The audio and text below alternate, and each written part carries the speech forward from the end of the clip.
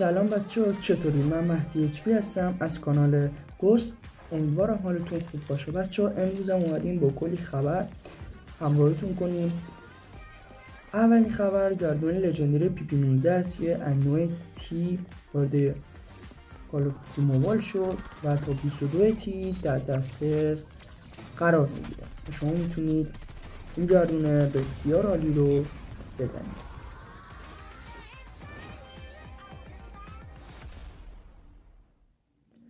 خبر دوم گردون مدیک BP50 که از 15 تیر وارد کال اف دیوتی موبایل شد تا 13 مرداد دسترس شما قرار میگیره و شما میتونید تا اون موقع گردونه رو بزنید.